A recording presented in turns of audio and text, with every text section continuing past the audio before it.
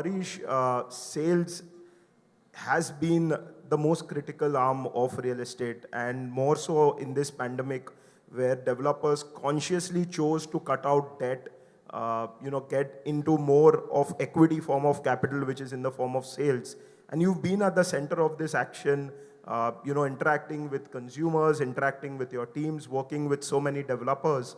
So what has been your insight, and how do you see the entire sales arm changing from a developer's perspective as well in the coming times? Thank you, Harshul.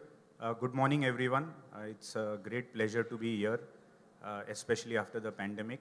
I've now been doing this real estate sales and marketing for the last 7 years in different avatars. First of all, I must really congratulate the real estate developers as a body for their resilience. I've studied many industries over my 20-year career, and I haven't seen this kind of resilience where maybe the developer is out and yet he or she believes that they can come back into the game.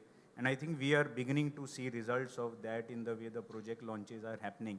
However, if I were to step back before I go on to what consumers feel or what the distribution networks feel, one characteristic of this industry, because of this resilience, developers, despite facing all possible challenges, I think if we see from 2012 to 2021, there is nothing which has not happened in this industry from all possible shocks. One thing what I have observed is, when someone feels ill or when someone feels down, the first thing you go to a doctor. In this case, I see that yes, developers also go to various doctors, but all they say is give us the medicine. There is no conversation on what is ailing. And what I have seen, the various experts, the various doctors, they also are in a big rush to give the medicine. But medicine किस चीज का दे रहे? Sir दर्द का दे रहे, पेट दर्द का दे रहे, या standard crocin दे रहे, irrespective of what is the problem. So, sales हो रहा है या नहीं हो रहा है. I think if we look at, today we have Bollywood guest also. Everyone in this industry wants to make a masala movie. We all know that Bollywood maybe there are only 1 or 2 or 4 masala movies which become successful, but there are so many success formula.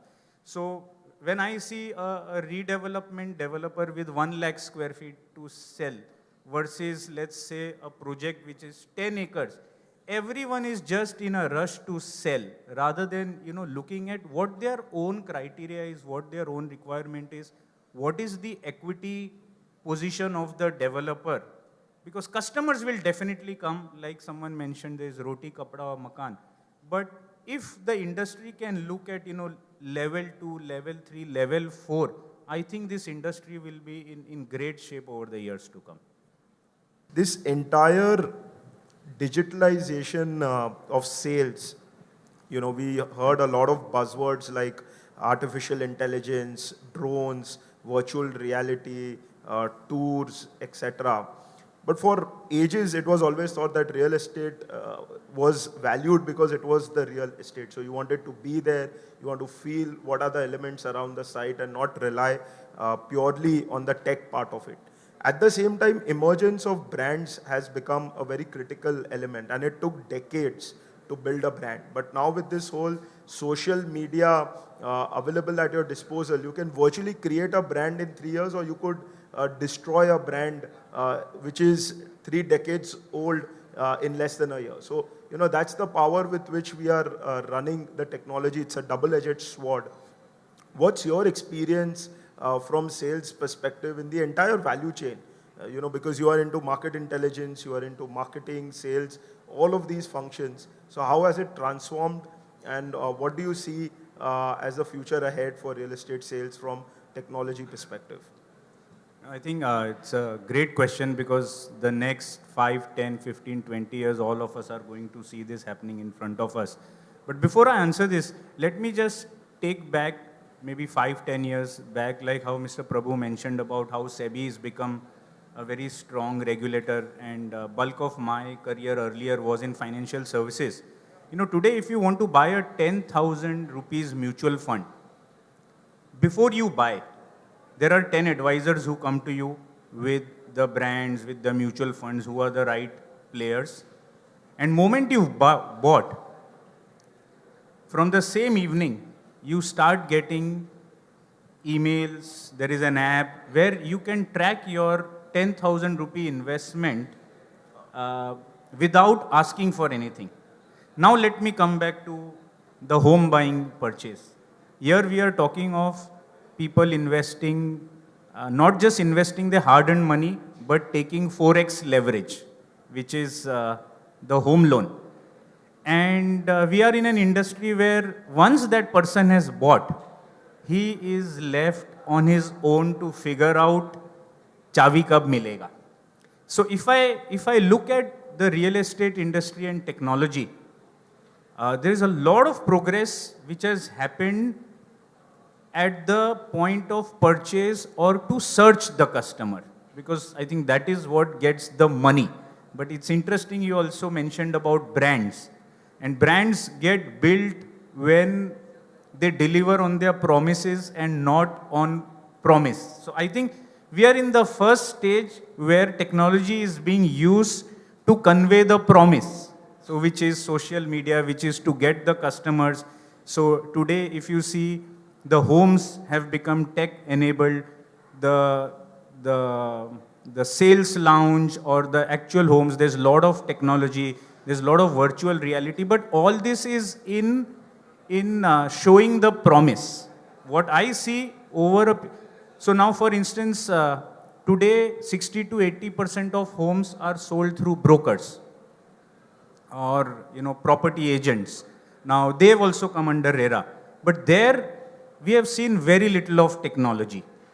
Those brokers or those distributors are still not linked to the product owner, which is the developer, or to the customer. So some part will move there. And then the most important part, which is the actual brand building or the brand development, which is, because this is a product where the purchase or the payment is made over a 3-4 year period. So I see a lot of technologies have got built in terms of collecting of that money, but not in terms of actually servicing that customer. So what we are seeing is the phase 1 has got developed very nicely, which is where in chasing the customer, a lot of technologies have got built. I think this industry will evolve to, putting technology at the distribution end, and then the holy grail of all businesses, which is how do you own the customer, or how do you create the brand, which is, what kind of sales or after sales and in this case, after sales is not actually after the house is delivered, but from the point of purchase to the point of delivery. I would count after sales as that for this industry. So there I think we will see a lot of technology development over the years. A very relevant point, and I think CRM in practice is clearly what needs to be seen in the industry in the coming times. On this note, I would conclude the conclave. Given the paucity of time, we won't be able to take the live questions. But however, the panelists would be available in audience. So during the breaks going forward in the discussion, feel free to get hold of them. Thank you. You guys have been a wonderful audience, and it was a pleasure moderating this session. Thank you.